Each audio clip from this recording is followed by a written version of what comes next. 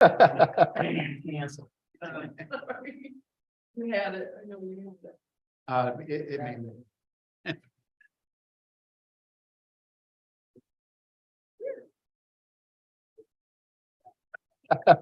Cancel. Okay, this is good, it's in this upper column.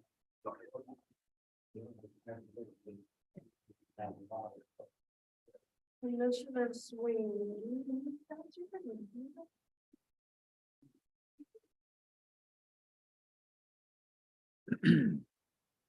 Saw you in the morning sun, Commissioner Swaney, Yeah, in the morning sun. right on the front page. Yes, sir.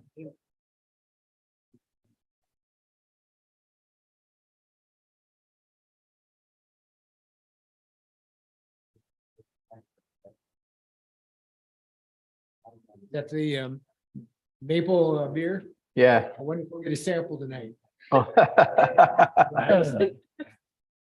Ooh, Change that, I did.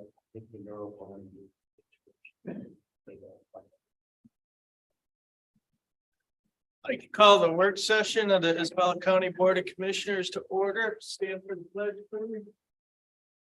Pledge allegiance to the flag of the United States of America and to the republic for which it stands, one nation, under God, indivisible, with liberty and justice for all.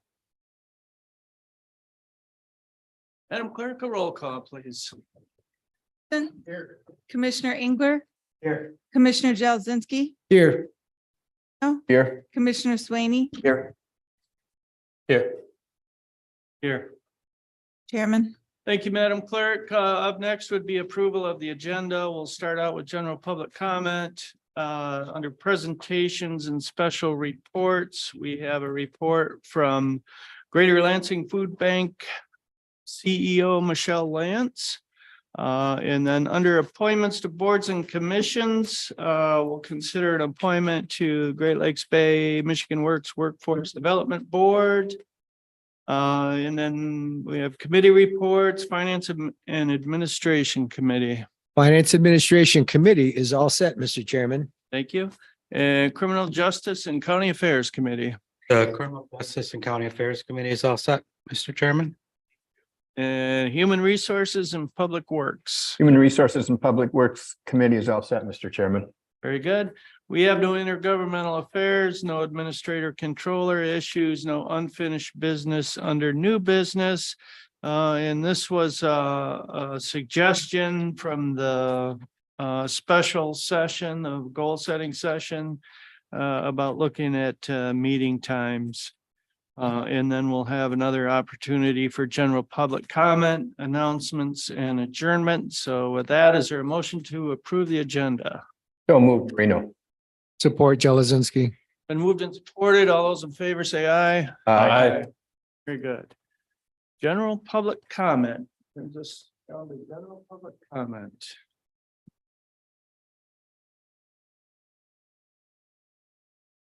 Think we have anyone online, do we, Michelle? No. Audience for general public comment, then we'll keep moving right along. Greater Lansing Food Bank update by CEO Michelle Lance.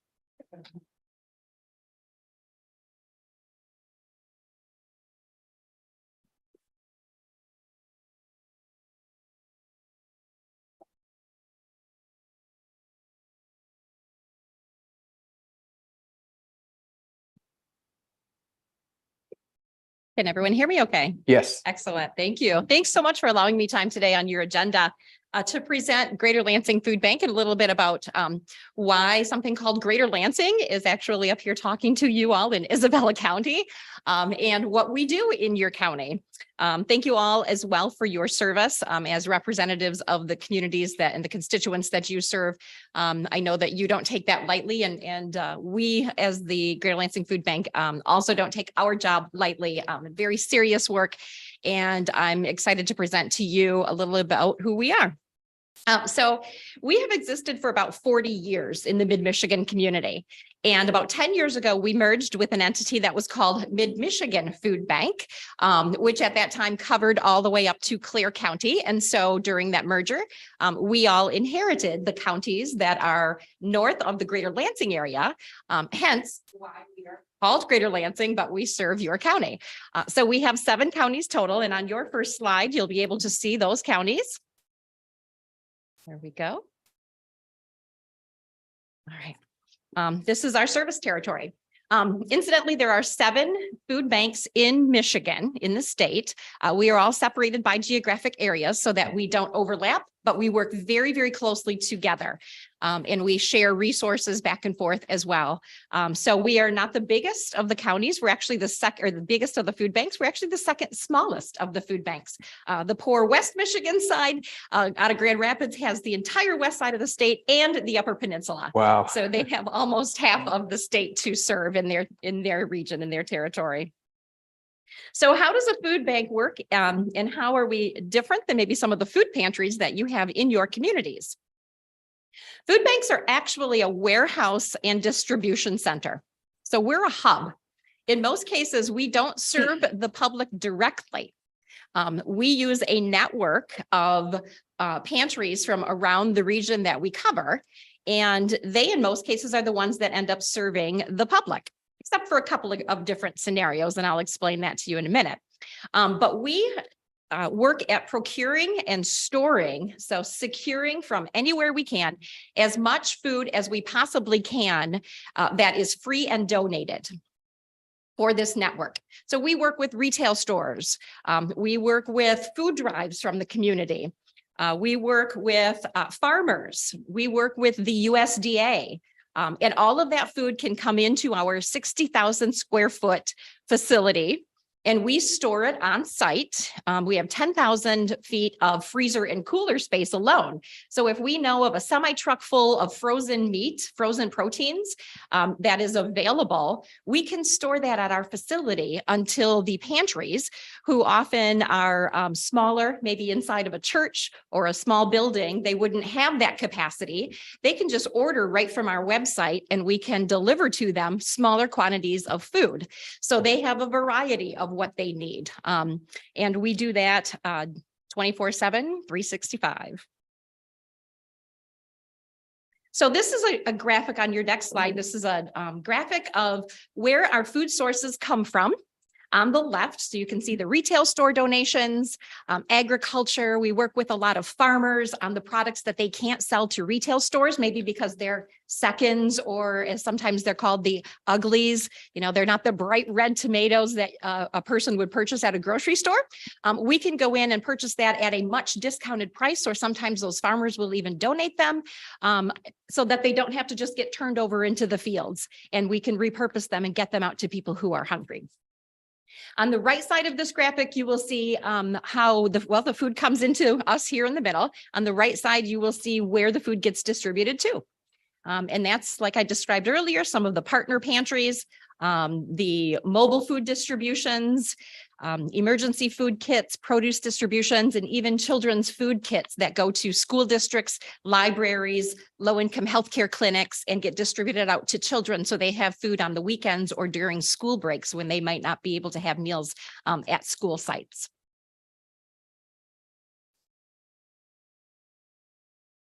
So let's talk about what it means to be food insecure, and then what it looks like in your county of Isabella. The definition really is being without reliable access to a sufficient amount of affordable and nutritious food. So in a lot of cases, people just think that it might be people who are hungry. Well, you and I could be hungry. You might be getting hungry since it's almost getting close to dinner time, but that doesn't necessarily mean we are food insecure. But if you didn't know where your next few meals or the next few days worth of meals are coming from, or you didn't have access to a grocery store because maybe you live in a very, very rural area and you don't have transportation, that would make you food insecure. And it affects a lot more than just being hungry, right? There's a direct relationship of food insecurity to poor health.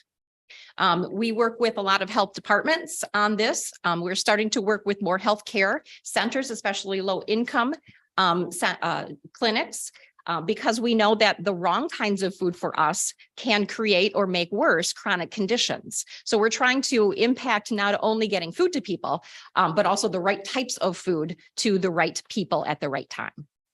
It affects people's ability to learn. So if you think of those students who may not have food on the weekends, the backpack kits are really important for them to be able to come in on Monday morning and be able to learn properly. Also, it affects businesses immensely. We don't tend to think of this. Some of your colleagues at work are going to be food insecure, whether you know it or not. Your neighbors are going to be food insecure. This is going to impact their ability to actually be productive in society. And that affects their economic and social mobility. So it really does touch and impact everybody in our community. Okay, let's take a look at what your county looks like. So the average food insecurity rate across America is around 10%. Now that ebbs and flows. During the pandemic in Michigan, our average county was at about 15%. It dropped back down in 2021 once all the stimulus dollars and the extra food were coming out. We received as a food bank quite a bit of extra USDA food to distribute out to the community. So we really had a positive impact through those programs on addressing food insecurity. However, last year, once inflation started kicking in and everything skyrocketed, costs, food, not only food costs, but utilities, remember gas prices, rent, housing, everything started upticking. We started seeing an increase again in food insecurity rates. So from a low of about 10% in Michigan, really the average across the nation. Right now, Isabella County, and this was at the end of, so numbers lag a little bit. This was about the end of 2021. Numbers were at 14.4% in your county. However, since Thanksgiving time, so since November, in our 7 counties for Greater Lansing Food Bank, we have seen double-digit increases month over month in the rate of people that are actually coming out for food. So last month alone, we had a 23% increase in the number of households that came out for food in our 7 counties. Wow. 23% increase. And that's year-to-year statistics. So from April of this year, April of last year to April of this year. So it's a little bit startling again. We'll talk a little bit about why that's happening in a minute, but I can tell you that one of the major impacts is because of the SNAP benefits ending. And we were just talking about this. So SNAP, for those of you who might not know, stands for Supplemental Nutrition Assistance Program. And it's a federal program that is administered by our state for people who are low income and food insecure. They can receive food benefits. It often was called, beforehand, it was called Bridge Card. It was called food stamps. Now they use the acronym of SNAP. And there was an added allotment during the emergency of the pandemic of somewhere between $80 and $93, depending upon the income level of the household, per person in that household. So if you had a household of 2 or 3, you can just do the math. And it was a pretty nice bump for the food in the month for the household. Those extra benefits went away at the end of February here in Michigan. So if you think of a senior citizen on a fixed income, if they had during the pandemic allotment of about 130, which was the average, $130 for food, which still isn't very much for food for a whole month. Take $90 away from that. And you're not talking about very much left, right? Less than $40 left for food for their whole month. So we knew that there was going to be an uptick in the number of people that were going to be coming out for food throughout our whole network. We didn't anticipate it was going to be almost at the level of increase as we saw during the height of the pandemic, but that's what we're seeing.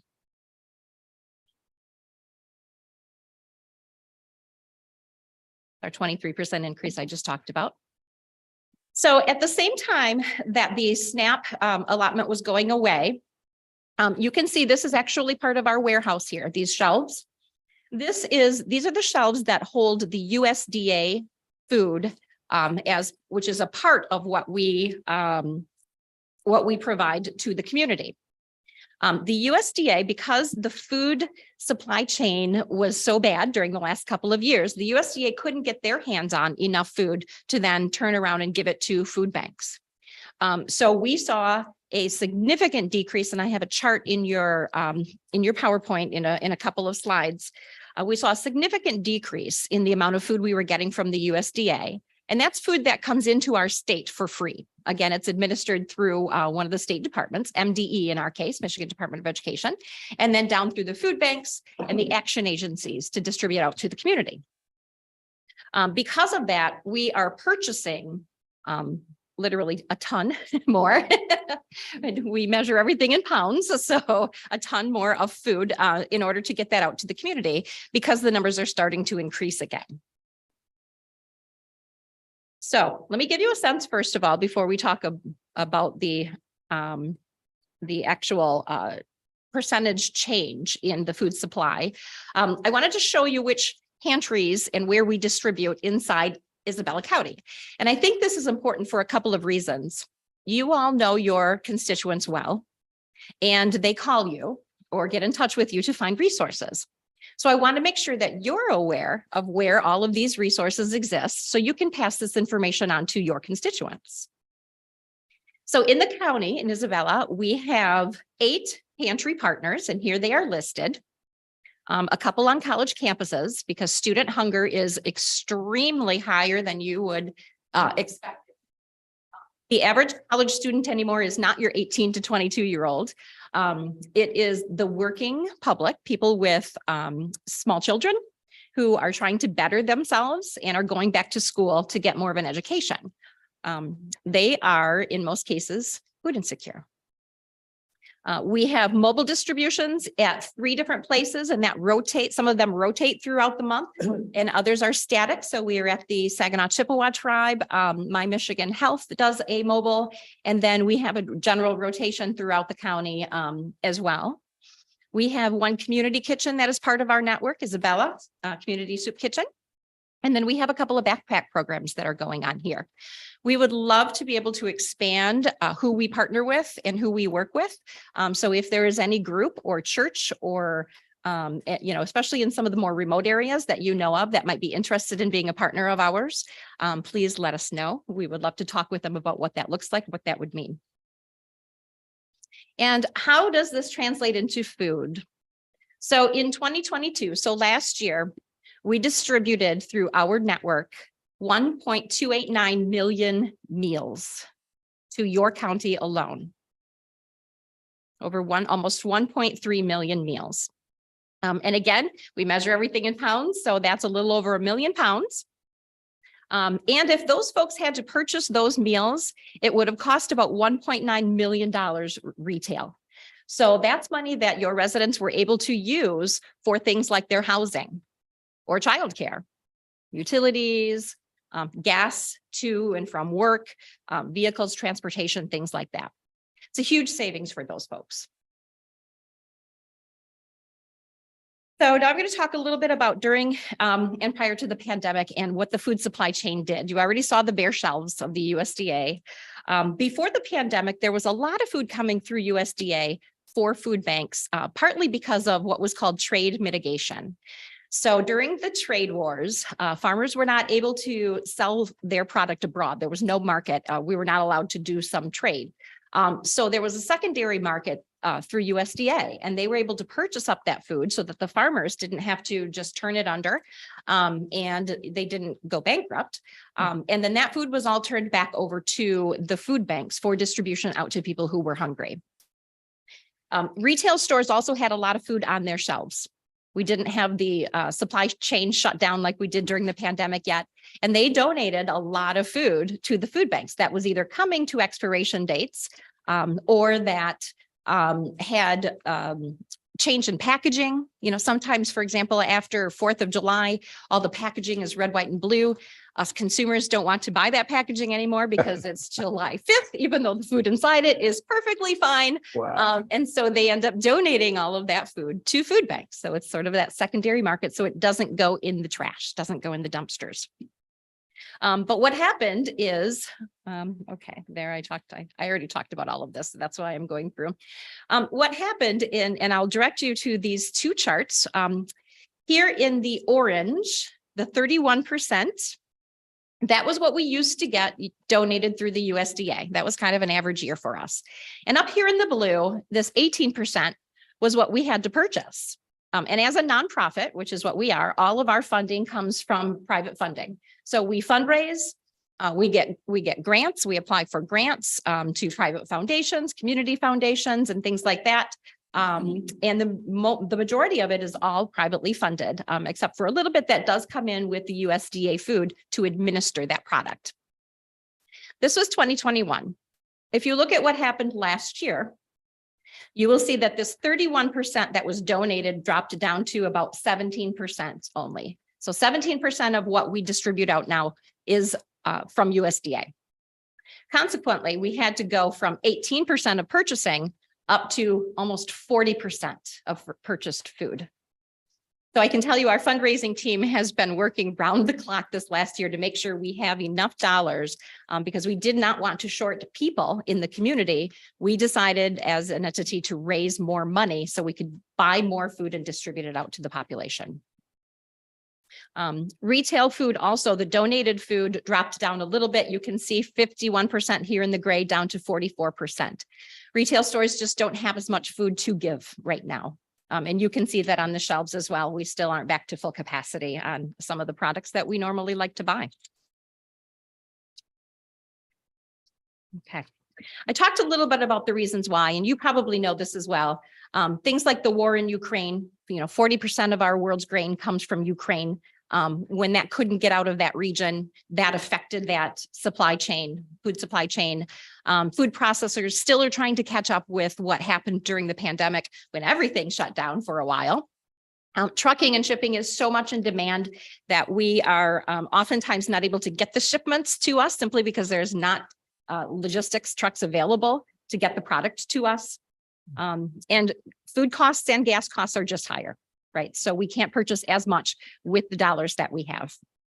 I talked about the war in Ukraine. We've only had a couple growing seasons since the pandemic. We're moving into our third growing season. So in Michigan, from what I hear, so far things are looking good for our growing season. Hopefully we will have some nice warm weather, so that things can start growing.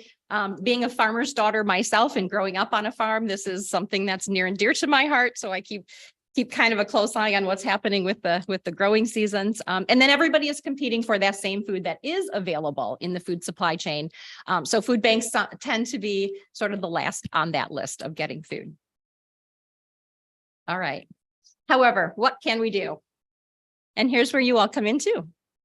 So I am a hopeful person. Otherwise, I probably wouldn't be in this work. I hope you are as well. So we are never giving up hope. We are staying hopeful. Our team is working super hard at the food bank, and I know all of the pantries are working hard as well to get as much food in as we possibly can so we can distribute it out to that growing number of people who are coming for food. But please share this information with your residents, with your constituents, your neighbors, your colleagues. Your churches, your social groups, social clubs. This is important for everybody to understand that the resources are available for them. It's why we are here. Right on our website, we have a pantry locator. So they can go to the map, they can zoom in on the map and find where their closest pantry is or where their closest mobile food distribution might be. So they can get resources. And I can also tell you that sometimes people feel sheepish about going to the closest pantry to them because they don't want others to know that they are hungry, right? They don't have enough food for themselves. So they often want to go to a different location, and that's perfectly fine. Our network works together. So if they want to go to someplace that's might be a little bit farther away, but they're going to feel a little better about receiving food there, they can do that. We have a hotline for SNAP.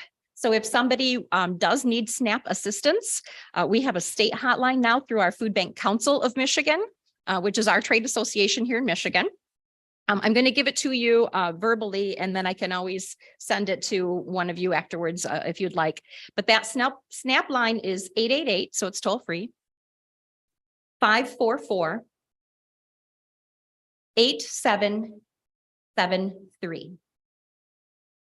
And our pantry locator is at www, of course, GL for Greater Lansing, GL foodbank.org.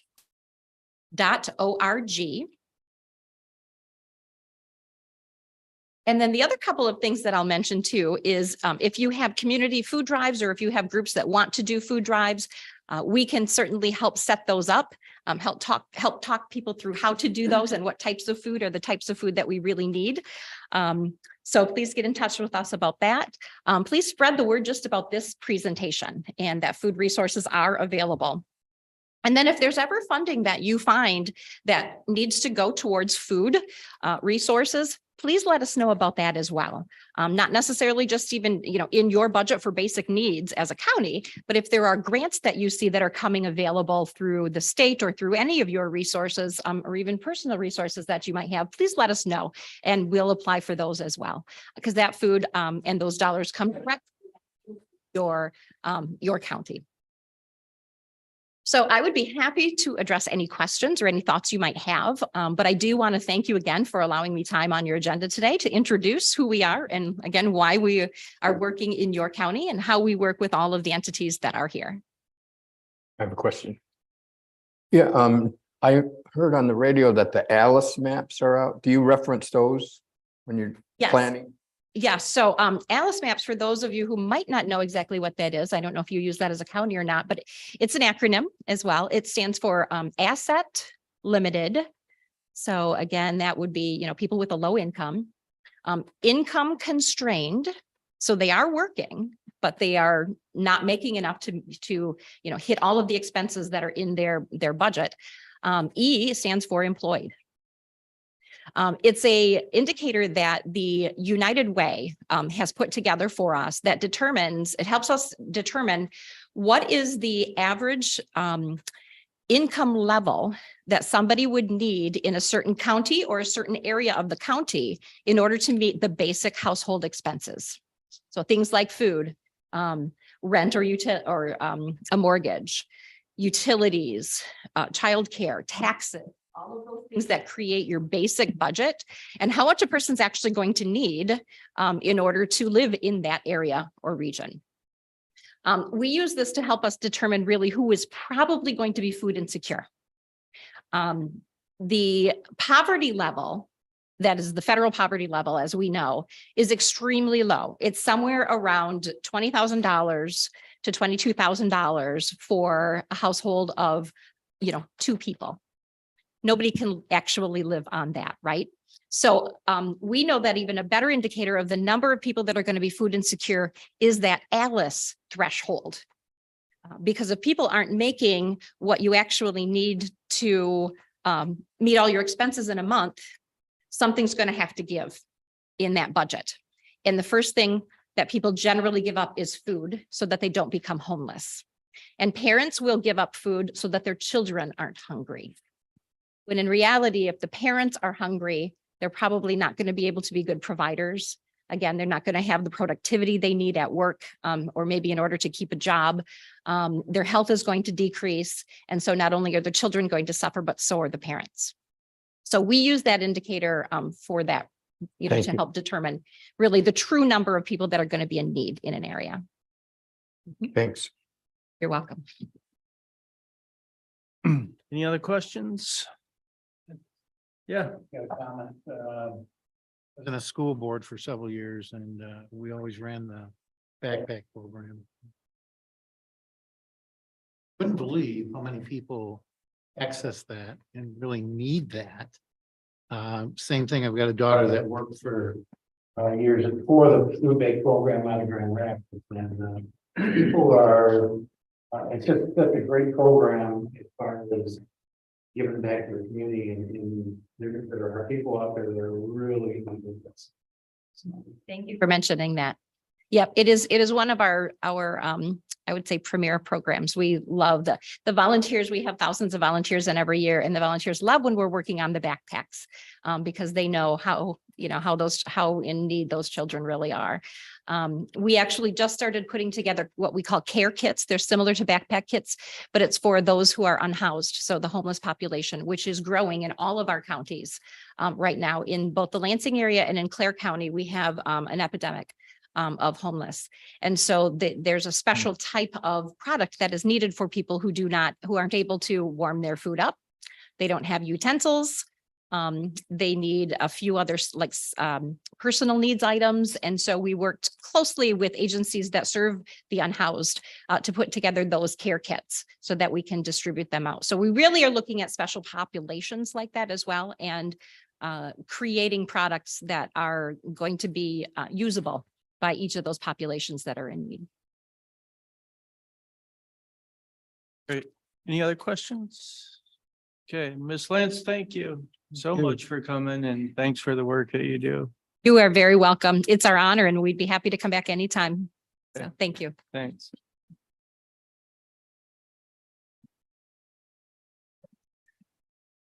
Okay, up next, we have appointments to boards and commissions.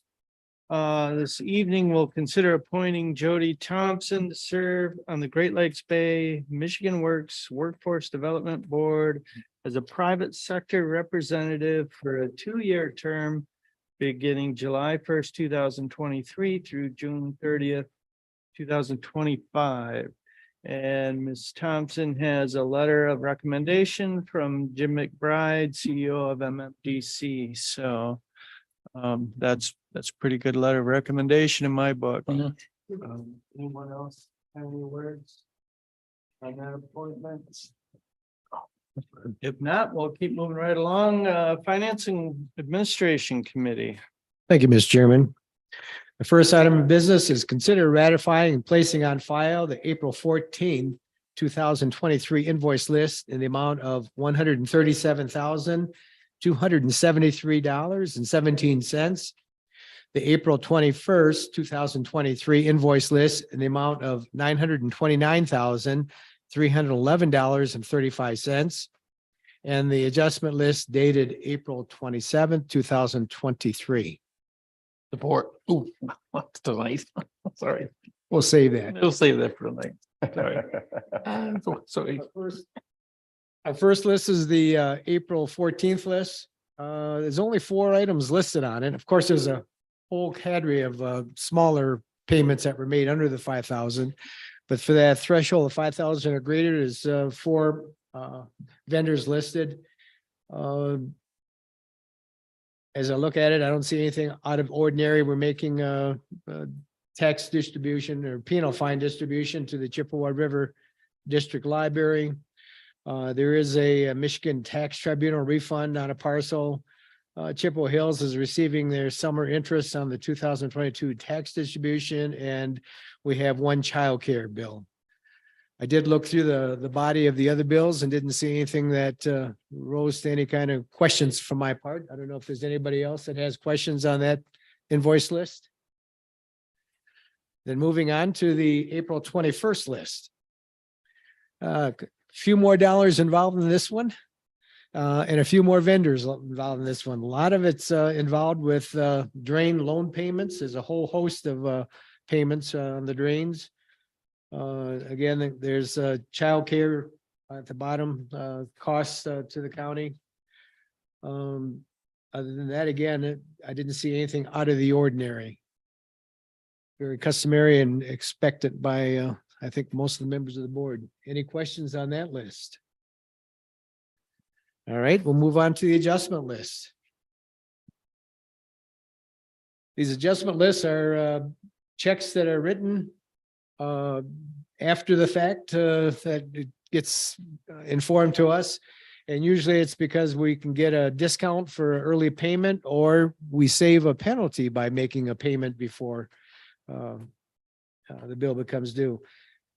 The only thing that I did notice, and a payment to the state of Michigan in the amount of $4,500. I know that this is involved with a partial amputee of fingertips dealing with a piece of equipment with the Parks Department. I'm not sure how that happened, and I'm sure that the park staff are kind of stressed over this. But apparently we did get a fine for that, and that is to make payment for that fine. I guess there's always chance of when you're working around motorized equipment having injuries, and it's very unfortunate. And we hope the employee that was involved here has a quick recovery. Other than that, I just don't see anything else that I would have any questions with, or ask if there's any other questions dealing with the adjustment list. I would just like to speak to the MIOSHA fine, the penalty, or just so that you can understand. The penalty was actually twice that much. It was actually $9,000. But because we were able to act swiftly when we got the letter of notice from MIOSHA about the citations, we were able to get a 50% reduction in the penalty amount. We were able to respond so quickly because shortly after the notification of the citation, Parks Department was very quick to fix anything they needed to fix on the machine. I think there was like an auto return thing that they needed to disengage. That was done. Pictures of the equipment were sent to MIOSHA, and then also training of park staff and documentation of the training when it happens. When the training happens, so that happened very quickly, and we were able to send that to MIOSHA. The critical thing that triggered MIOSHA investigation was administration's failure to report the amputation of the fingers that resulted from a wood splitter incident at the park with one of our park managers. So the young gentleman has made a full recovery, thank goodness, and is progressing well and still happily employed in our Parks and Recreation Department. So I just wanted to add about the penalty reduction because that was all due to mostly Miss Miranda Walker and Mr. Kurt Bernia and their swiftness in addressing MIOSHA's concerns. Commissioner Engler. They accept the plan that you had on there, the first one, because I know they didn't know at one time that the current piece of equipment could still be used. I know they wanted to separate the valve right on the machine to put it on the tractor. So it took two people to operate was there something more involved than just that? To my understanding that, we are still able to use the log splitter, but per MIOSHA's recommendation, we had to remove so if, when you use a log splitter, it's got that automatic feed. You push it forward and it just continues to go until it hits that and returns. And that's what we had to dismantle. And if you've ever used a log splitter, that's the real efficient, convenient way to do it with that, but that is no more. Now, at one point, when we had the closing conference with MIOSHA, where they told us what we were going to get cited for, but they didn't tell us the amount of money. We had no idea what kind of magnitude of a penalty we were looking at. We did think about abandoning the log splitter, appealing the fine, and maybe buying like a firewood processor. If we're really going to split wood, let's split some wood, right? But the penalty, because it came back in at 9, and then we knew we could satisfy the 4,500. It just seemed the more prudent way to go.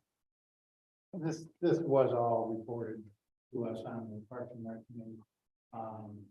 We went through the whole case, went through the individual and the fingers and back to work, and luckily it came out with the walls.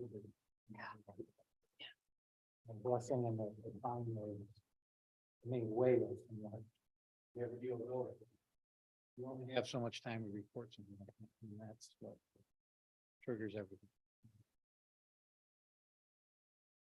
Any other questions on the adjustment list? Then we'll move the 2 invoice lists and adjustment lists to our meeting. Second item, consider approving the prime contract change, order number 5, Department of Trucking. The net deduction amount, $380,119. and authorize the board chairperson to sign the same. This prime contract change order in the net deduction amount of $380,000. I really like this, the setup that we have here with Clark Construction. Obviously, we have a maximum contract agreement for the total amount. So whenever these reductions in costs come in, they go into a line item from which Clark can withdraw or draw that amount down for items that happen to overrun costs. So they're not having to come to us constantly for potentially more money or have to rework things. And again, this is the first of the prime contract change orders that I'm familiar with. And was there anything else that you wanted to add to that, Nicole? No, I would just say normally these change orders are gonna go the other way. This does represent a lot of value engineering from discovery that Davis-Bacon or Prevailing Wage did not have to engage on this project, so it's a lot of deducts from the subcontractors for when they had bid the project, they used Prevailing Wages, they used Davis-Bacon, and we found out it didn't apply at the closing. And so this really represents a lot of reduction from not having to have those wages. So a positive. Good thing for us. A negative this time, which is positive. So I'm sure the next one will go, Gotcha. they'll go the other way. Any questions, gentlemen? Hearing none, we'll move this item to tonight's regular board meeting session. The third item, consider approving the agreement between Consumers Energy and Isabella County for modification of electric facilities at 5270 Remus Road and authorize the board chairperson to sign the same. We need to get some temporary electrical service to the property so the contractors, subcontractors can do their jobs. And this is part of the overall contract to be paid by that, but because we're the owners of the property, we need to approve the agreement. So this just moves us along in the construction. Any questions? We'll move that to tonight's meeting then. The fourth item of business is to consider acknowledgement of the notice of lease extension between Isabella County and Michigan State Police. Agree to the replacement of carpet and ceiling tiles in the leased premises in October of 2023 and authorize the board chairperson to sign the same. It's my understanding that in this lease extension, this is our second lease extension with the Michigan State Police. In the original lease agreement, we had agreed to allow them to change out the ceiling tiles and replace the carpet. So they've decided to cash in on that, if you will. So that's something that'll be done in 2023, which will allow us to budget for the cost as we move forward. We should check, see if the Department of Corrections wants to lease our new county jail. And at least the amount until we pay it off. Tongue in cheek. Any further questions, gentlemen, or comments or jokes? Hearing none, we'll move this item to this evening's regular board session. Next item, consider approving Isabella County Budget Amendment 2023-08 to recognize the remaining American Rescue Plan Act lost revenue funds for public safety payroll and authorize the board chair to sign the same. Well, we have two portions of the opera fund still left, but one of them is being recognized as the lost revenue, which we can do up to $10 million. And I think this is just over about $8.5 million. We'll move it in to offset our costs dealing with the Sheriff's Department operation, and that makes it available then to be able to use for our jail project, which we know we have to come up with some funds that the grant or the loan's not going to cover. So this is just the final step, and it's good that we're taking it. You know, there's a scuttlebutt in the news about maybe looking at recapturing by the feds monies that haven't been used. So this allocates it. It's been used. Questions or comments on budget amendment? Commissioner, I would just add that the budget amendment, we do have to apply it, as Commissioner Vice Chairman Jazinski said, to a general governmental purpose. We're choosing public safety payroll. We can go back to the start of the pandemic to do this. But the other piece of this budget amendment is putting that, once it's recognized, in our assigned fund balance. It's not going to sit in unassigned and be available.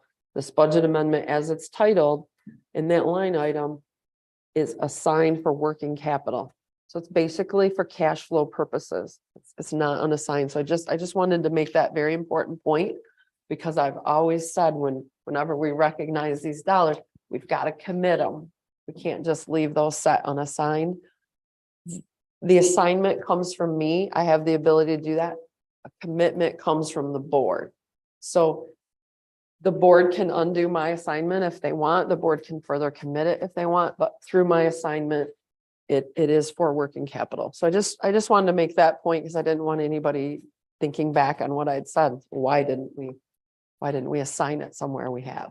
I have a question. Is there a reporting commitment that's coming up about this? It just passed. April 30 was the most recent.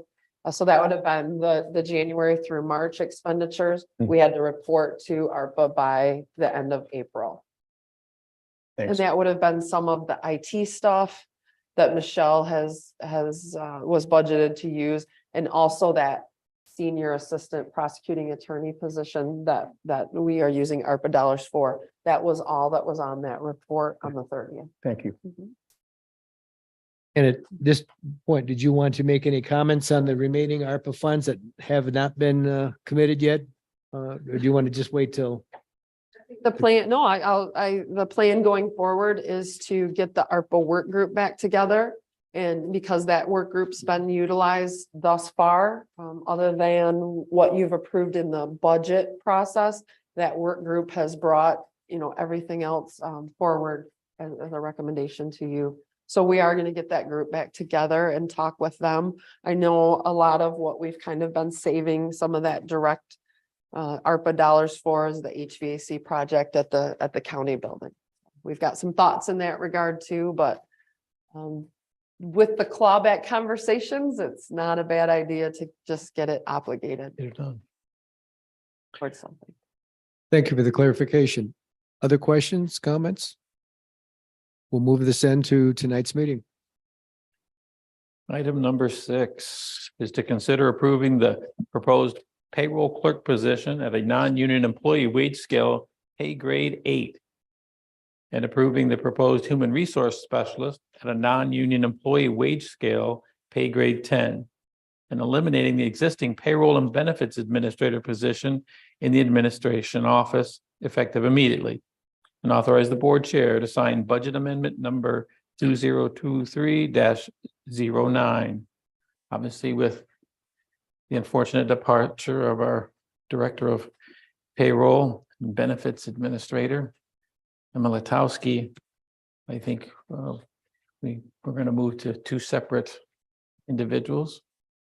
Well, that's certainly what came out of the conversation in administration. I know that it's going the wrong way from what the forecast tells us. I know it's going the wrong way from, this would be adding to payroll, right? It's adding personnel, obviously, so it's going the wrong way. But what I've seen with Ms. Latowski, she was a crackerjack. She knew her job. She did her job well. And she was consistently working overtime to get it done and still not getting it done. So in my mind, to hire someone new who doesn't have the experience sitting here in Isabella County with our employees likely, that's kind of setting up the new person for failure in my mind. So the admin team, including Ms. Latowski, got together, talked about what are the duties that need to get done. Other staff and administration from previous turnovers of staff have taken on some payroll and HR duties. So it's not just what Ms. Latowski was doing either. It's beyond that. Our accountants reconcile the disability and voluntary life bills and the medical Blue Cross Blue Shield bills, things like that. And those are hours and hours spent from accountants doing tasks that you don't need an accountant level to do, but that's what their time is spent on. So I know that Executive Assistant Jessica Jarosowitz, she handles all of the job postings, all the, she manages all the applications that come in, letters to applicants, all the advertising. That's an HR function. So we're just trying in administration to kind of right size things. Shortly after that meeting, and we kind of came out of that saying, okay, we looked at other counties, other places, what do they do? A lot of times payroll and HR was separated, and there were people that were assigned to each of those, obviously working together. The payroll, more of a routine software type, data entry position. HR, a little more specialized, dealing with disability claims, FMLA, workers' comp, union negotiations, open enrollment, things like this. During this analysis, ADP, the company ADP, reached out to me. They're an outsource company who handles payroll, and they can handle HR benefits as well. They kind of have a spectrum of services. And so we've had a couple of meetings with ADP just to see if their product would work for us and save us anything. One of the barriers to using a service like that, I think, is always cost.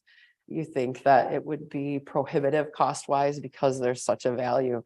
ADP tells me they've never implemented somewhere where they didn't have a cost savings for that organization, right? So they really do, I think, due diligence to see, does it work for us? Does it work for our specific instance? We're looking at, what do we spend, right? What is our total spend on payroll to manage payroll and benefits? Not just the positions, but the software too. We use BSNA, we buy a payroll module, we buy a timesheet module, we buy a human resources module, and that costs money. So all of that is being looked at by ADP to see, does it even make sense for us?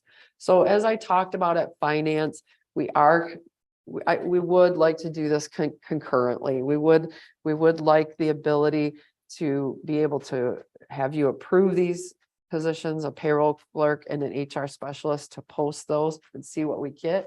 But we've also got additional meetings on the books with ADP to see it, does something like that make sense? We can post the positions without any, obligation certainly to hire, but it would be nice to kind of see what's out there as well.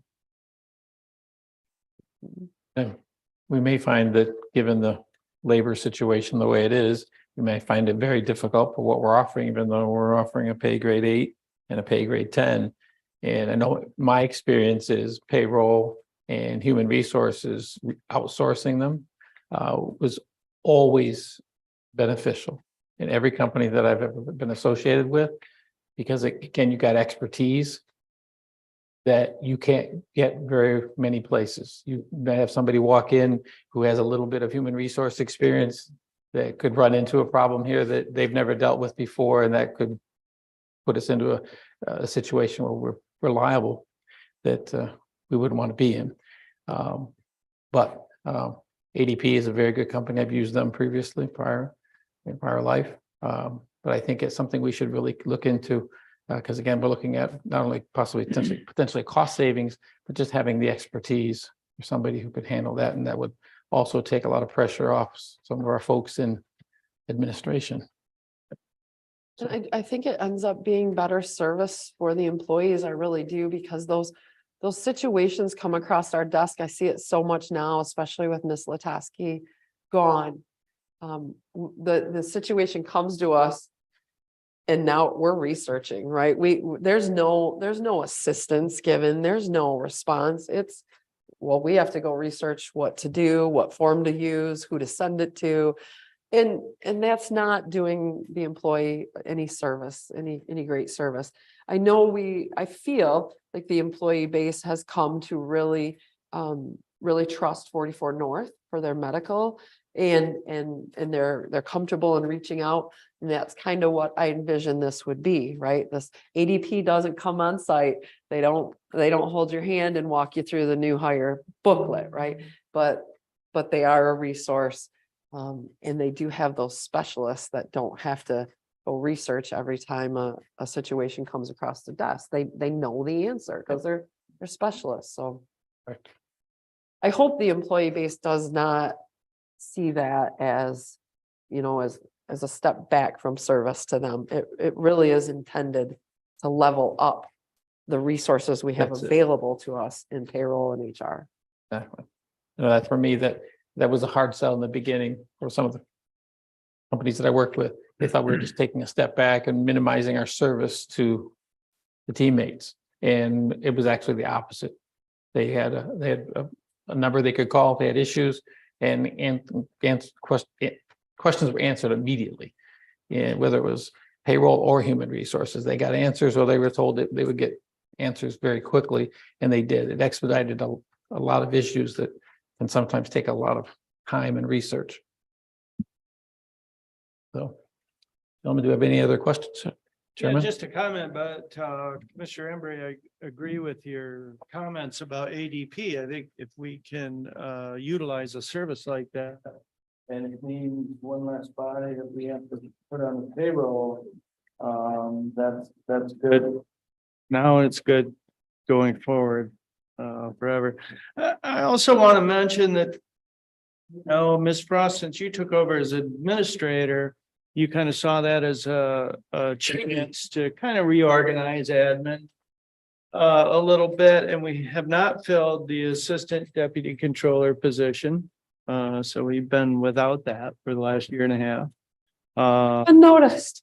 We haven't, yeah, it's been noticed, and I'll get to that part too. We haven't utilized our contracted financial services person nearly as much. So I know we save money there, but I know that admin is spread thin. They've been spread thin for quite some time.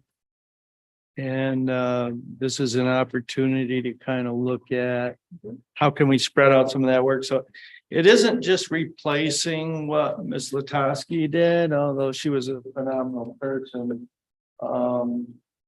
There's more to it than that. There's an opportunity to kind of look at the workload and try to distribute it in a better fashion. So.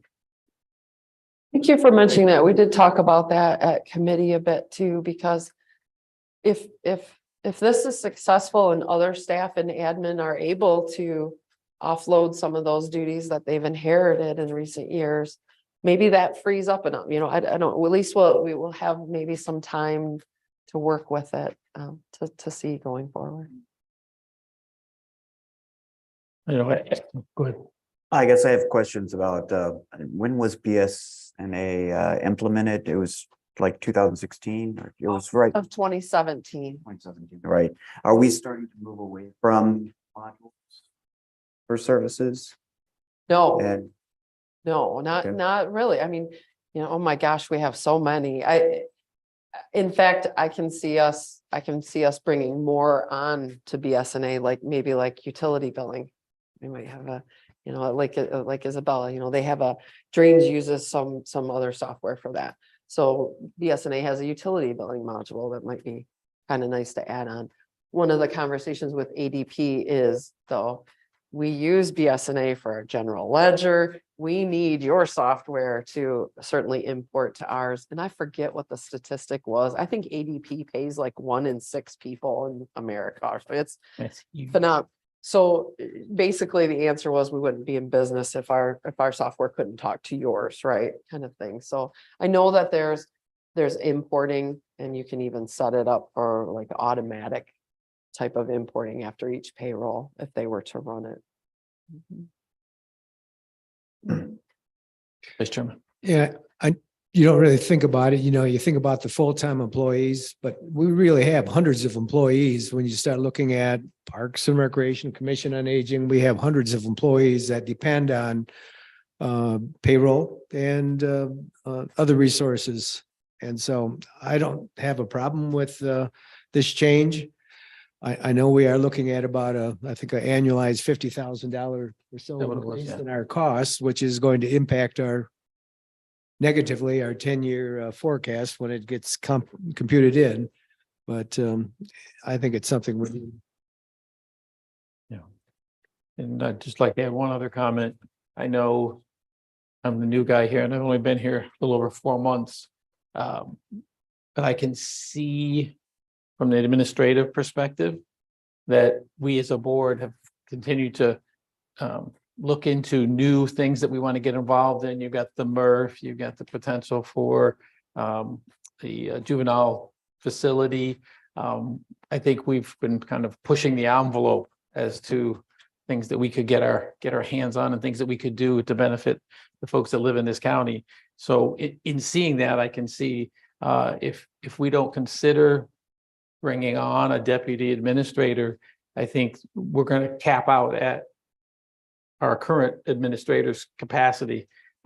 She can only do so much. And me personally, I would rather have a county administrator at 100% efficiency than one that's at 75 or 80 and have, and not have a deputy administrator. I think we need that deputy administrator to take care of a lot of the day-to-day functions, to allow her to address things that we're looking for. I know I ask a lot of questions and I need a lot of answers. So just me personally, and I think it would benefit us, even though I realize there is a cost involved in that. If we're going to continue to grow and become a better county, we need a county administrator who's capable and able to take on new responsibilities and be able to get those done and get them done efficiently and well. So. I do have another question. I thought I saw another hand up. Did somebody have it? Go ahead before me. Comment, and that is both in the areas, the health insurance and the HR type stuff. Changes are coming really fast all the time, and it's really hard to keep track of all those. I am in favor of getting that outside information, be it software or consultants and all that, to keep current, because it's a onslaught, especially in the health. We've seen that in our committee.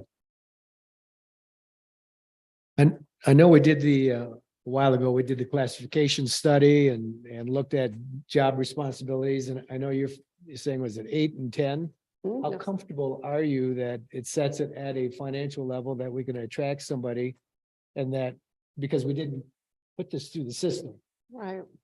Well, we put it through the system as best we could. So the admin team used from the wage study, we received a job evaluation manual.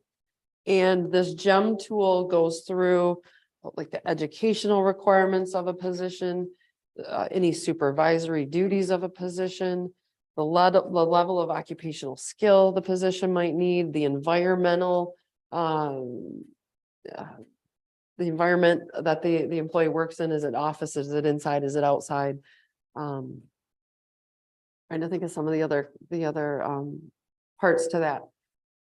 But that's what they used in the wage study to look at each position. And basically, you don't get to know when you're checking boxes what the applicable score is. You answer that as honestly as you can based on the duties that position is going to be responsible for. The admin team got together and did that for this new, we looked at duties that are payroll related, duties that are HR related. And I think the payroll, I wish Jessica was still here, she'd remember. I think the payroll position scored out at a 6, to be honest. And the HR position at a 10, I believe. And then we went to the market, right? We started to call our comparable counties, the ones that we use in labor negotiations, to say, what kind of payroll HR positions do you have? What's the pay scale? And pretty consistently, you needed to be at grade 8 to get in the door with payroll. Other counties were, I don't want to say certain hourly amounts because I don't want to get anyone hopeful that that's where an 8 would start, kind of thing. But we went to market to make sure that it made sense to post these at an 8 and a 10. A 6 wasn't going to get us anywhere. So I do feel that we looked at that. Thank you. Commissioners, any other questions?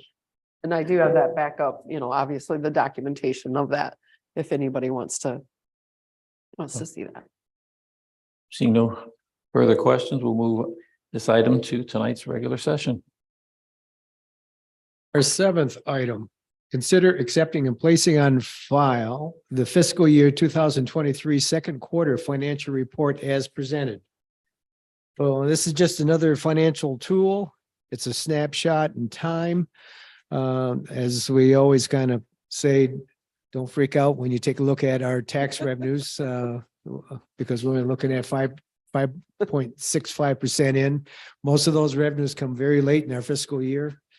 And there's an ebb and flow in the revenues by department. Some departments get their revenues in the spring, possibly the building departments, probably more revenues are coming in when the permits are being sought, Parks and Recreation during the summer.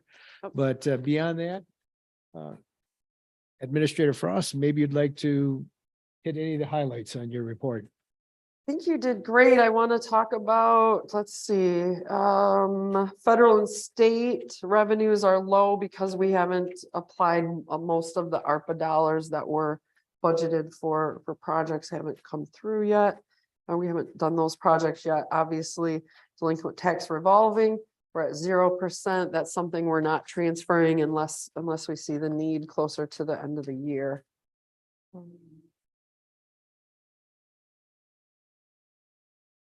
Anomalies. Just a comment, the magic figure is 50% since we're 6 months into the fiscal year. So that's what we're gauging against, measuring against. And every department really is doing good. If there were any anomalies, we kind of spelled them out in committee. County, the drain at large payment is a one-time a year, right? So that's why that percentage is always high.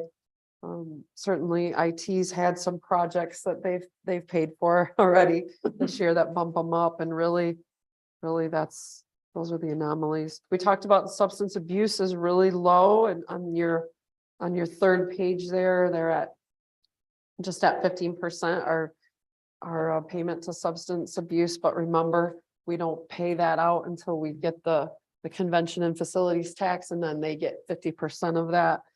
So that just means we haven't gotten our share yet.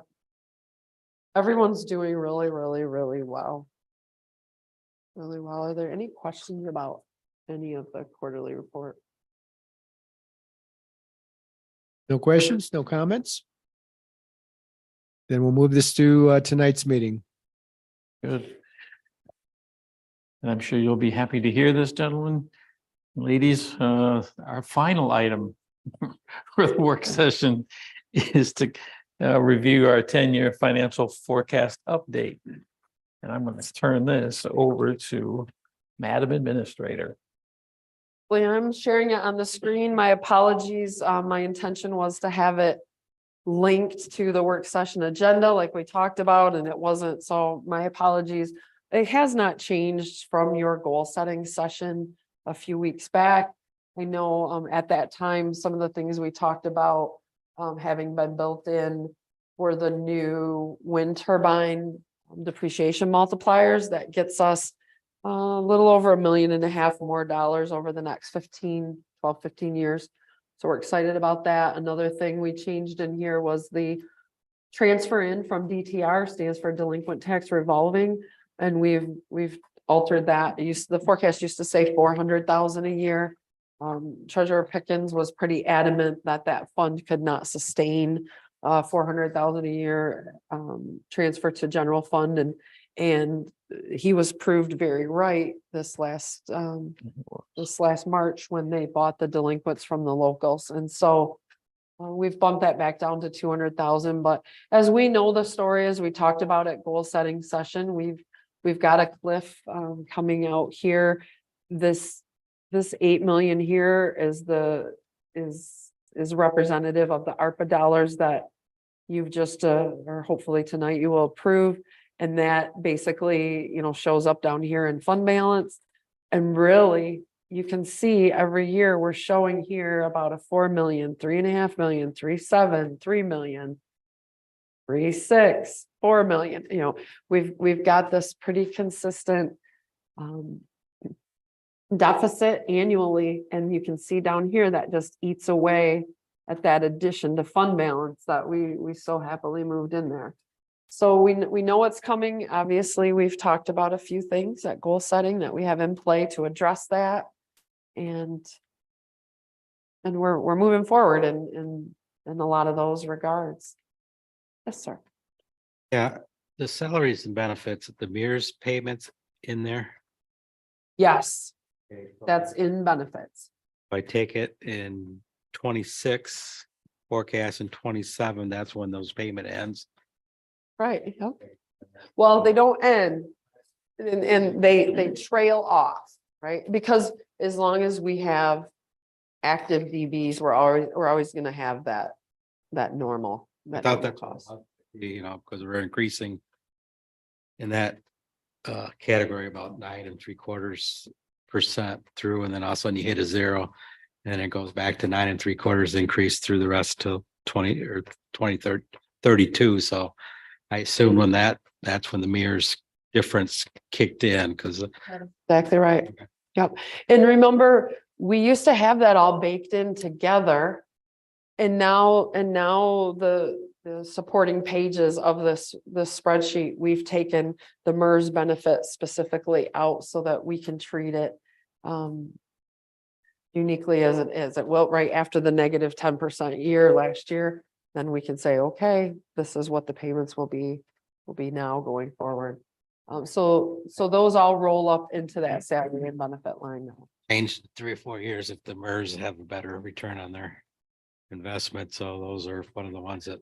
And now remember, until about 10 years ago, we always could basically take out a new mortgage on our unfunded accrued liability with MERS. They always let us kick that can down the road. But about 10 years ago, they said, no more, we're going to close that amortization period and you only have this long to pay this off.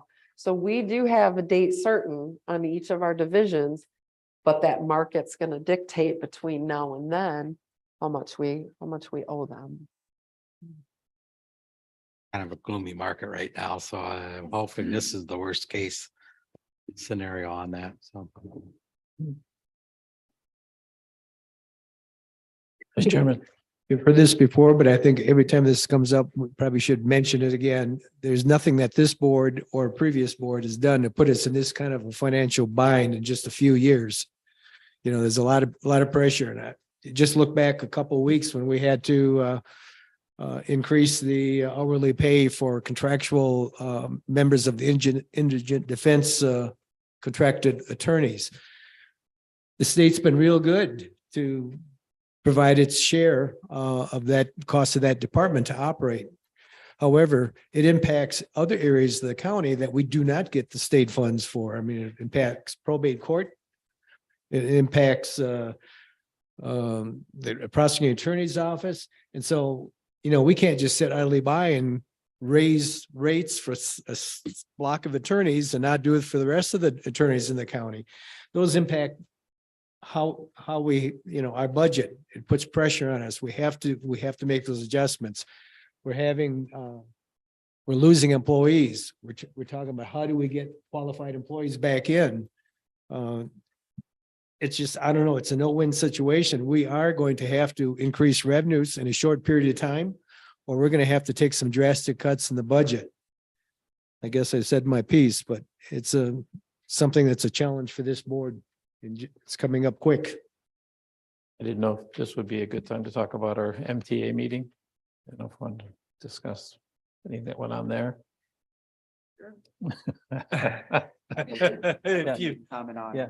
On the Yeah. 10-year forecast. I've said this a couple times in the recent past, like to Melissa and things.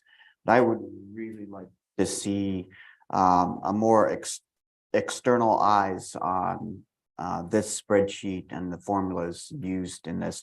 Obviously, this has become a big tool for us, and kudos to the administration for providing it to us.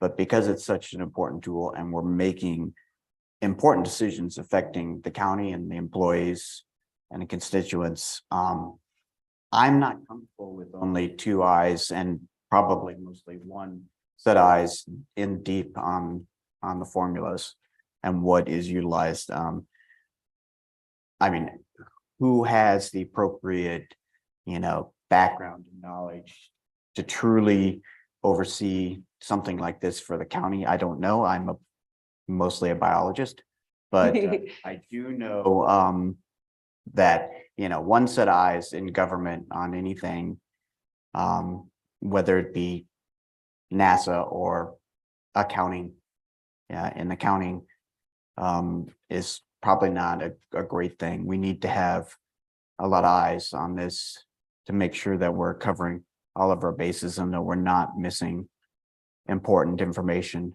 or viewing information that, may not be properly presented.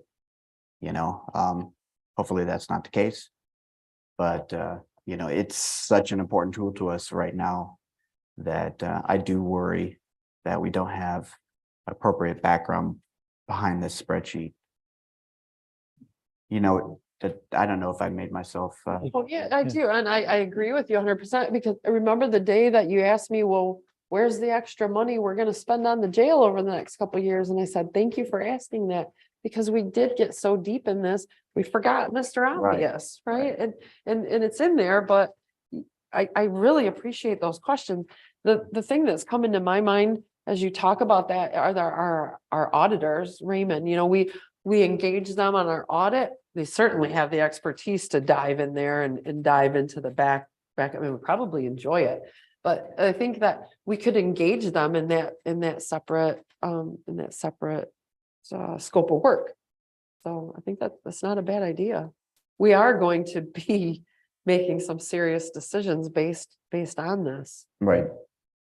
Makes sense. I know the tool was put together by our CPA, Steve, and I think he did a really good job. I think the impacts is, are we making the right intuitive application?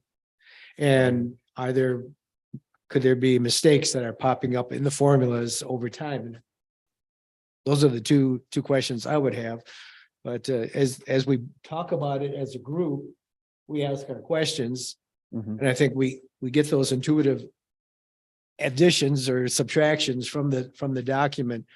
As for somebody can make a mistake and change a formula or something, that could be a disaster, but I think that would show up over time. Yeah, I do too, but It's not even necessarily a mistake in the formula. It's for something as vast and dynamic as the county budget and departments and trying to forecast out 10 years. There are economists do this, right? Do we have an economist on this in this county working on it? No. Okay, so I guess that's my point, right? That, we don't know what we don't know about this, right? We need to learn more and discover what we don't know.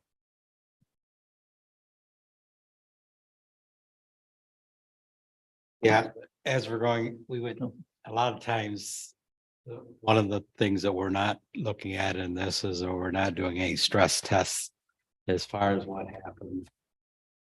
Property values increases 5% or decrease 5%, but if you're going out 10 years, it's just about impossible. I do think what good comes out of this, regardless how good the information is that we're trying to be fiscal responsible on everything we do. So, which I think is good there. But I talked about fiscal responsibility to hire people to do stress tests on that area. We coming from some financial background, it costs a lot of money to have an accurate on there. And everything beyond 2-3 years gets into basically forecasting, which is, and this is going to change quite a bit. And next year, it won't be these numbers, but continue to look at them they'll get more accurate as we go out, but like you said, you never know. We got solar panels coming now. That's what impact that's gonna have. We've been predicted that Isabel County is actually gonna gain population compared to, we had the regional people came out and tell that, so how's that gonna affect, so. I agree with you, that not just for how we can get in there, how we can predict so much. What we can do is try to be fiscal responsible and try to find better ways to operate what we're doing now, so. I would say too, I've been approached and researched some companies that maybe could help us in this regard too. The company that MERS hired, it's a GovInvest. MERS hired them to put together the total liability calculator and gave it to all of the MERS members for free to use. And Melissa and I have worked with this. It takes all of our MERS divisions and it will forecast out a couple of years. And you can say, well, what if we sent $1 million and applied it to this division? What if we sent this? What if the interest rate is this? What if? And you can change all of the factors, and it's just beautiful machine, spits out these beautiful graphs. So MERS did this to help us look ahead a couple of years, but what we really want to do is look out over here. Now, GovInvest will engage with us for services where their experts will take us out here.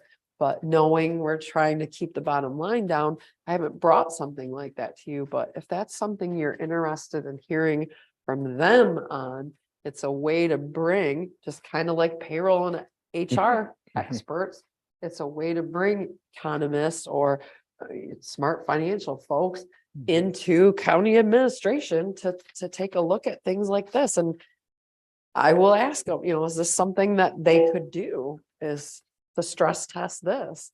That would be I think, a wonderful outside eye, although on our payroll. So I'm not sure, but it sounds like something that might be Something to look into. value there. Yeah.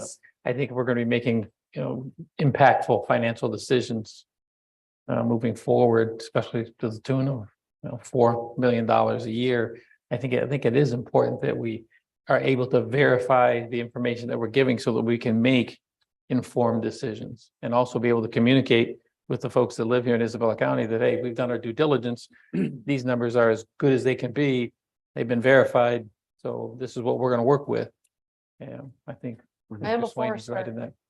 So it might be something education. to look into. No. No, we're looking at this, if we err on the conservative side as being this scary here, and it turns out to be better, that's an easy fix. We're not looking, not being fair, we're not going in here. That would be harder, but if we go into this, this is the worst case scenario. We'll work on this and things turn out. That's easy to fix. So I'd rather err on being What you call over. in my business, we call it under promise and over perform. Yeah. Okay. So. Well, any other questions? I don't think we need to move this forward to tonight. This is in our discussion from here. Mr. Chairman, that completes the work of the Finance and Administration Committee. When? Thank you, commissioners. Good discussion there. Criminal Justice and County Affairs Committee. Okay, thank you, Mr. Chairman. We have one item that's considered the 2023 remonumentation grant agreement between the state of Michigan Department of Licensing and Regulatory Affairs and Isabel County, effective January 1st, 2023 until December 31st, 2023, in the amount of $55,662. We have Karen Jackson, Register of Deeds. As you know, I think this program's been going on since 93, I think. This one's a little bit easier to understand what we were just getting into. Very important for surveyors in the county and keeping land disputes corrected. It's non-committal to the county, supported by the state. So if you want to. So this is our basic grant that we do every year. We are later than normal, and that's because the state has a new crew. Nick Cleaver, who started out here in Mount Pleasant. He's a Mount Pleasant native. He is now in charge of the program. Unfortunately for him, he's still doing his old job at the state, which is cleaning up bad plats. And so he's trying to learn a new job with a new employee, trying to hire new staff, and doing all of the grant approvals. So we don't have the grants, the completion reports from 2022 have not been approved. They're working on that, so we don't have our funds from that yet. They're working to get that taken care of. From what I heard, the funds for the 2023 grants will probably be landing in our accounts before the 2022 completion reports, because there's more work for them to do for those. But the amount, this is money that we've already collected. It's a grant, but it's our money that we collect when we record a document and we voucher it out to the state, and they so kindly dole it back to us after we fill out a whole bunch of paperwork. And so I've attached a copy of the paperwork for you. This year we will be doing 34 new corners. We do have a new, our new representative is John Rouser. So I know probably a lot of you remember Bill Rudell, and so Bill Rudell casually retired mid-year last year, and John Rouser took over. He is doing a great job. He had a big adjustment period trying to figure out where Bill left off and what was going on with the program, and he did great, caught up to speed. He's doing a good job trying to get things done. He still has that same relationship with all the surveyors that Bill had, and that was Bill's big asset, that the surveyors greatly respected him, were willing to do the work. Obviously, the work that the surveyors do for the Remon program, they don't get paid the same as they do when they go out and do those expensive surveys. So they're doing the work because they believe in the program and because they respect the representative. And so with John in charge of the program right now, we have that same service from him that we did with Mr. Rudell. So does anybody have any questions? If you want to know when we'll be done, never until the money runs out.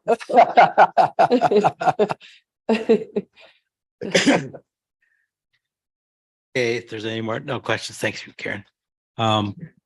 We'll move this forward to tonight's business session, and Mr. Chairman, that completes work of the Criminal Justice and County Affairs Committee. Commissioners, Human Resources and Public Works Committee. Thank you, Mr. Chair. Our first item is consider approving the estimate from Lakeshore Construction in the amount of $4,932 for the parking lot repairs at Isabella County Trial Court. And we have Steve Schumacher here. Good afternoon. Facilities Director. Hi. Pretty simple and straightforward as far as this bid goes. As you know, last year I wanted to get the parking lot at the courthouse resealed. It's been years since that's been done, but there's work that needs to be done ahead of time. A lot of the groundwater drains, as you know, when water comes around the drains, it leaks down, it erodes the soil. We've got spots where it's starting to sink. The drains are sinking. There's holes starting to form. We need to take care of this before we spend the money to take care of the asphalt. So this is basically an approval to have that done. Any questions or comments? Comment, but I'm sorry. Go ahead, Vice Chairman. I was just looking at the quotes. 5,000, 18,000. I just had a little bit of concrete work done in the village of Wynn for a playground pad, which was almost $3,000. It doesn't seem like we're looking at apples to apples here. I'm wondering if Lakeshore Construction, if they bid one basin, are you comfortable that they're? I am comfortable. It's apples to apples, Commissioner. I looked at it this way. A lot of the trades are very busy. It is very difficult to get contractors to come and do stuff for us. So I'm gonna guess, and maybe I shouldn't, that the other two are quite busy. And said, I'll throw a lump sum on it, and if I get it, great, I'll find the time to get it done, I'll make good money. And if I don't, then I don't get it, because I'm already very busy, where I think Mr. Pitsley at Lakeshore, I have asked around quite a few people, including our building inspector that knows his work. He does fine work. He's probably just somebody that's hungry. And that makes a big difference. I need additional slab out at the playground. I'll have to give them a call. I was gonna say, I've got projects too I'm thinking about. That's a good question. I noticed that, that gaps there, quite a big ones, but sounds good. Way you do. A lot of times it's done. Sometimes just getting the right guy at the right time. Anything else? I Go ahead. guess I'd just like to say thank you for being smart about this and doing this first, rather than wasting taxpayer dollars on asphalt that's just gonna sink if you put it in. So thank you. There is quite a few spots. I mean, just for example, if you wanted to walk out by the dumpster out there, when I came, it was nice, smooth asphalt. Now right in front of the trash, because there's not cement far enough, you'll see two big old wet spots, wet holes. Where from the county, from the trash truck, lifting that up and shaking it, and all that weight bounced on the front end. You can see now it's already sank down that much that in the coming year or two, we'll have to replace that with cement and rebar to reinforce that and make sure that doesn't happen. It'll be an ongoing process. We have a lot of parking lots that need some repair. Anything else, anybody? Seeing or hearing none, we'll put that on tonight's agenda. And that concludes the work of the Human Resources and Public Works. Thank you, Steve. Thank you.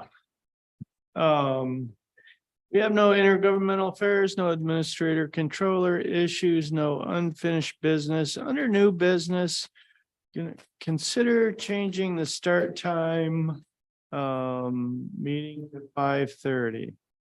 And I just kind of want to open this up for discussion. See what everybody thinks.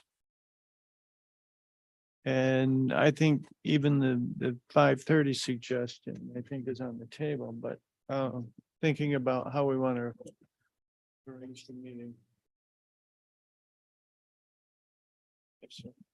I think if you can put a time limit on Commissioner Embry and Commissioner Jalazinski, we might be able to fit it in, but I'm wondering if that's going to give us enough time with a half. I saw that on the.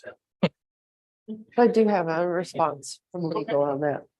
So I did reach out to legal counsel to say, how do we do this if there's not enough time, right? What if work session goes a couple hours? Sometimes they do, especially if we have closed sessions. So she said it's really easy. This was Bonnie Toski. Said we need to amend the notice of the work session. If you choose 5:30, we'll amend that notice and we'll bold the changes. The changes to the work session is that it starts at 5:30 instead of 4, right? On the regular meeting, on that postings, we say that the regular meeting is to begin at 7 p.m. or as soon thereafter as the immediately prior work session is brought to closure. So you can, if you're at your 5:30 and we're meeting like this and it becomes 7, no worry. 7:30, no worry. You start that regular meeting as soon thereafter as the prior meeting comes to closure.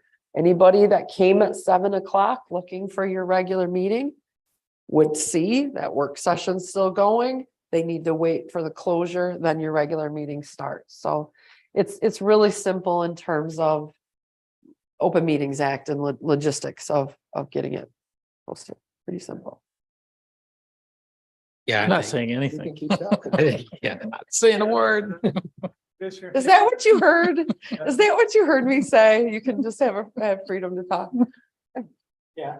I just think it gives an opportunity for more people to see the discussion. Yeah, especially, if they can get off from work or, it just, if it doesn't work, we can always go back to the old ways, but I would really like to try it.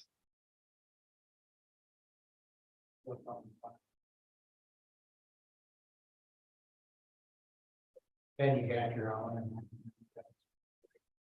Or it runs over your two stuff. True. The only thing I would say there, is a lot of people gotta work at 5. Mhm. 5:30 makes it possible for those folks. More involved. Yeah. Yeah, I like 5:30. I think it offers an opportunity for people to see what we do. I know several people came at 7 and they like, what's going on here?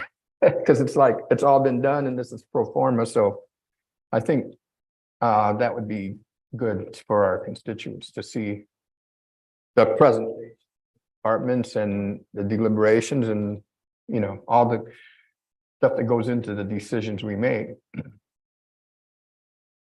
And give their input too. And I am going to say something. Welcome to, sir. In response to Vice Chairman Jelazinski's comment, it'll just give more people a chance to hear me speak in person. I put myself in your category too. I mean, I took the floor a whole lot. True. Anyone else? I do think that 5:30 would make it easier for people if they want to come to the work session. I think when people come at 7 and they don't see the work session and just see the regular session, I'm sure it's confusing. Because we just run through everything real quick. We've already been through it. We've already hashed it out. We've already discussed it. And to make it possible for folks to come to that, I think is a good thing. Into that work session at 5:30. A lot of times too, I think we have a long break. If the work session doesn't take very long, or quite a long break in between until we have to come back at 7. So just kind of push the 2 meetings together. I think if somebody wanted to make a motion in the regular session and we want to do it on a trial basis, it's probably prudent to do it that way. Sounds good. Yeah, I think the way we have it on the motion is through the remainder of the 23 calendar year, because if you want to continue it after that, you would just address it at your organizational meeting in the bylaws next Yeah. year. Okay. A final question. So if the telephone rings now and you're stuck with having to buy dinner, there's no time for dinner, right? So you're absolved from that mistake. We can always have dinner after them. Dinner's at 5. There you go. Yeah, do before. I like that idea. Yes. Okay, anything else on that? All right, hearing nothing more, we'll move right on to general public comments. Anyone for general public comment? Ms. Bills?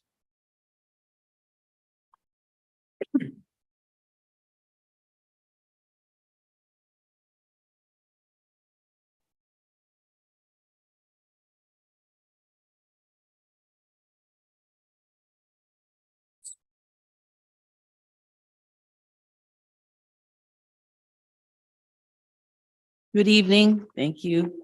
County Lead Bills, Union Township. I just wanted to say, I think it's great that you're considering moving the work session. I can make more money.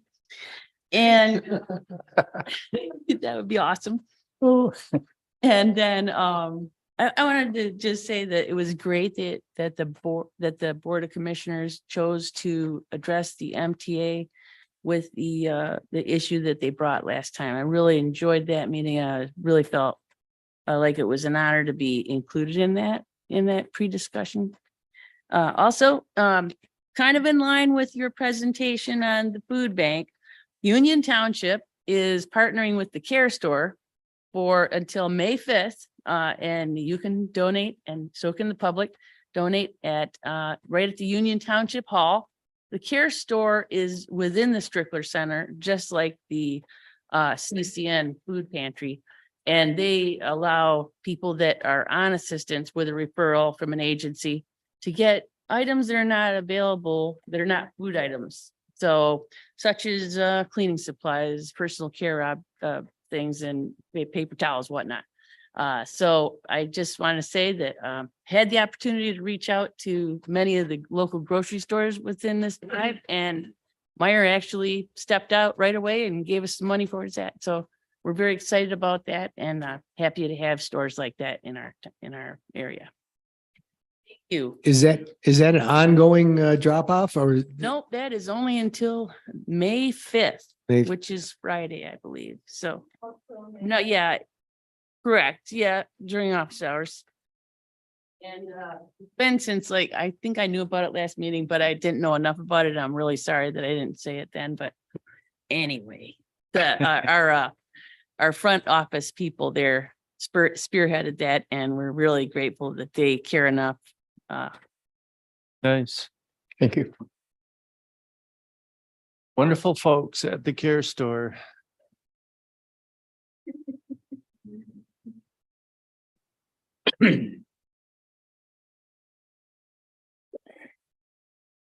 So I just wanted to applaud you for wanting more information about our spreadsheet, about our financial outlook for the next 10 years.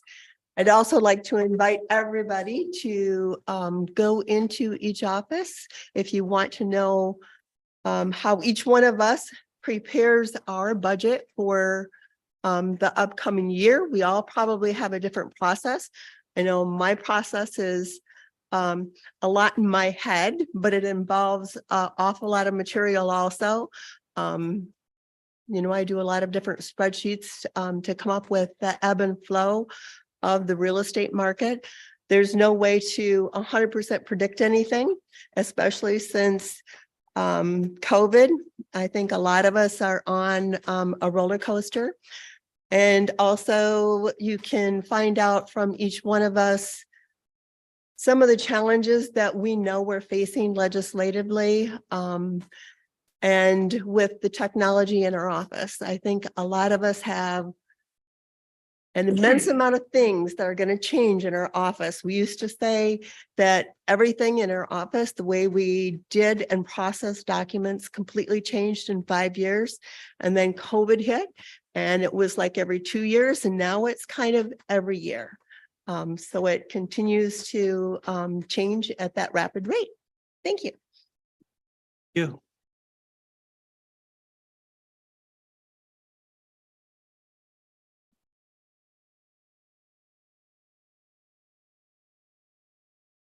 And we still don't have anyone online, do we? Okay. All right, we'll move on to announcements. Commissioners, Commissioner Marino. Thanks, Mr. Chair. As you know, Commissioner Embry and I attended the MAC Legislative Conference last week. It was really refreshing. It was nice to see you. But three breakout sessions that I would like to talk about, and that was opioid funding. We saw the Assistant Attorney General give us a breakdown of the defendants, you know, that settled, the first ones and the next ones and so forth, a little bit more about those details. And I emailed all the commissioners those PowerPoints, so you can check this out yourself. One thing that did stick out to me, and I thought it was quite important, and that was 70% of the funds must be used for future opioid remediation.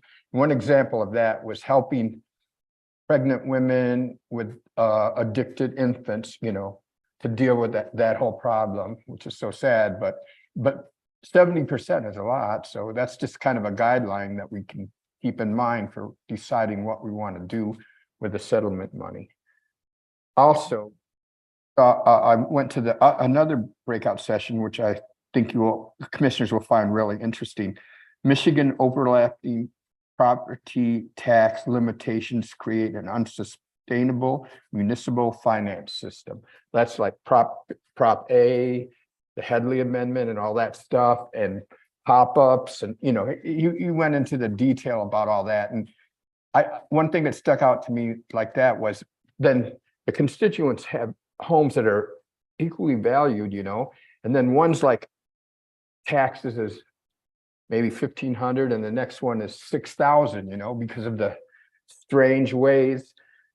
There's pop-ups, there's property A, there's a Headley Amendment, and if you want to override it, you have to do a special election. So it's very complex and it's not really helping. And what it ends up doing is, because there's so many restrictions on property taxes, more and more entities are doing millages, special millages and all that. I mean, you still have to have more money, but you just can't get it the way it's set up now.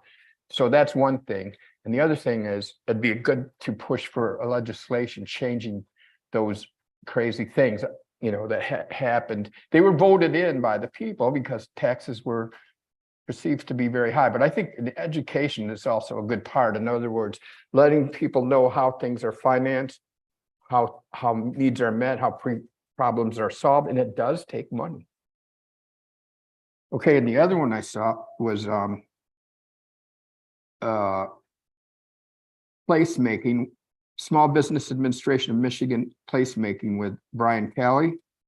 And it was very revealing in the fact that in Michigan, our population is going down. And also there's less people, which I mentioned before, there's less people born than people die.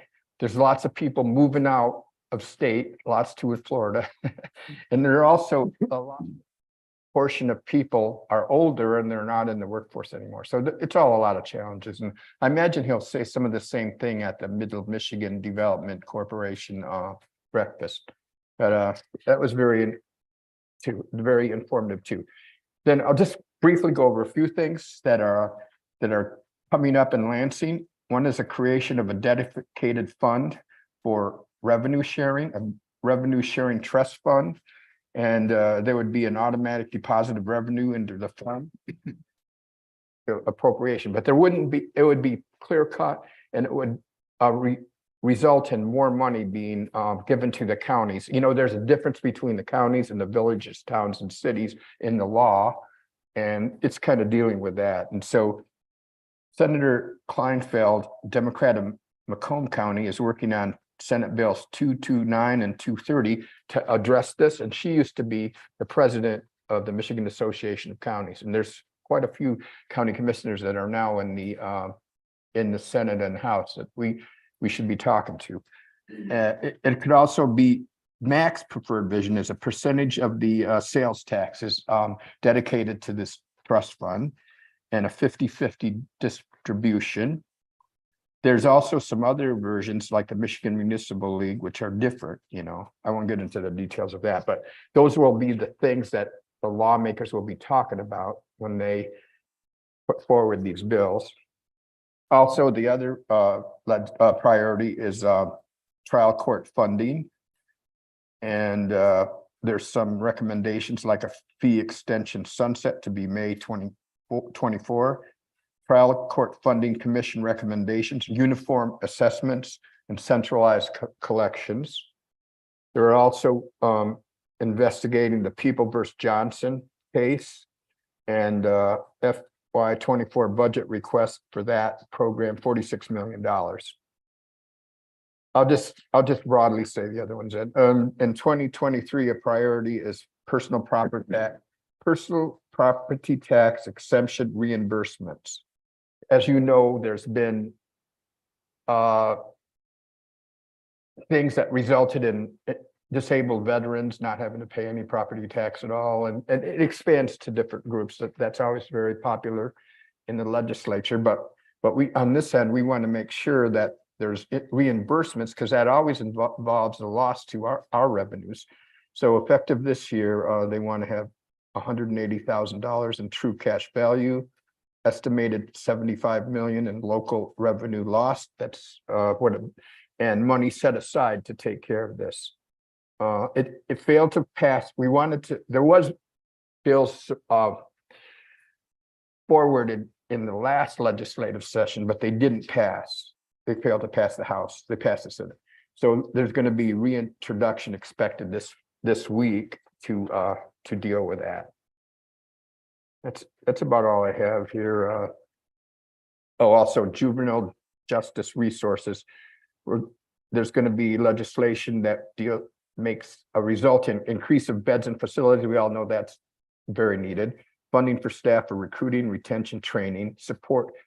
And the governor's call is for an 8% increase in foster care per diems, with a statewide ask for this whole juvenile justice for $150 million. So I'm just hoping that we will all pay attention to these issues, and the people that are watching on TV, even if it's not tonight, but later on YouTube, contact their lawmakers and make sure that you make your voice heard on these important issues. Thank you. Commissioner Embree. On our MAC conference experience, I know I personally talked with the director of Michigan Department of Health and Human Services, Elizabeth Hertel, about our consideration for a juvenile facility, for which she was very interested in where we are in the process.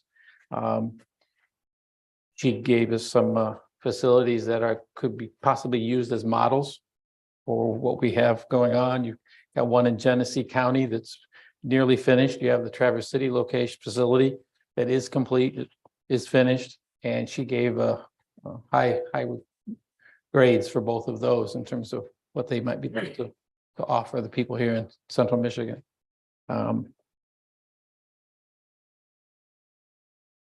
Okay, day one. I did attend the MAC board meeting, executive board meeting. They talked about updates to the Open Meetings Act to simplify the language in order to make it easy to understand and apply to all of us. There is consideration for promoting this idea of going back to remote attendance to board meetings with more than likely guardrails with that, maybe maximum 3 times a year where you could attend and still vote. But that's something that the MAC is looking into. And then the last item that I had, I did reach out to county commissioners and administrators who were present at MAC, who are in our area. And I spoke with probably, I think it was 8 counties, and expressed to them our interest in renovating our current MRF. And I did invite them to our next meeting in this May, our ad hoc council meeting, so they can come in and get an idea of exactly where we are in the process and what we're talking about. And also, they were very much interested in getting this hands on the feasibility study. So I forwarded them. They have my business card, and they've also got Madam Administrator's information. So I'm hoping that we'll see quite a few in attendance. Most were very interested in what we're considering. So that's all I have, Chairman.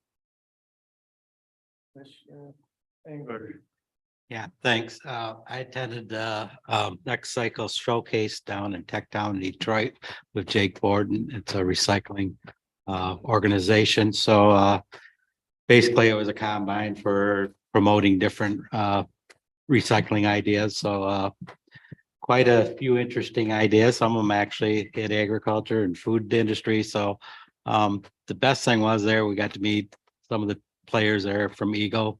Got to meet some more of the RSS staff that put together our feasibility study. And we also talked with some people on some gap funding for financing. I know we're getting ahead of the boat a little bit, but a foundation that does gap funding for these projects. So it was a pretty good time well spent. So.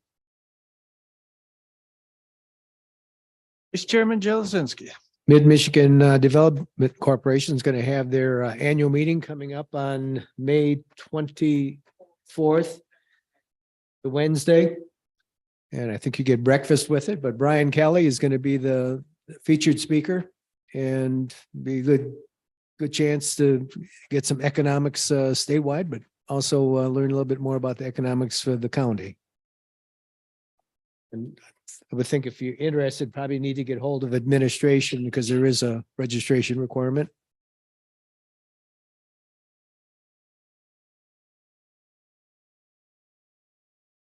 Mid-Michigan Development Corporation Annual Meeting.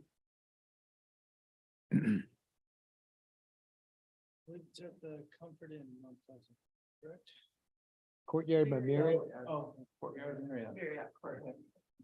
Isn't that Middle Michigan Development Corporation? Economic, Middle Michigan? Yeah. Michigan, not mid. May 24th. 24th. AM, I think. Mhm.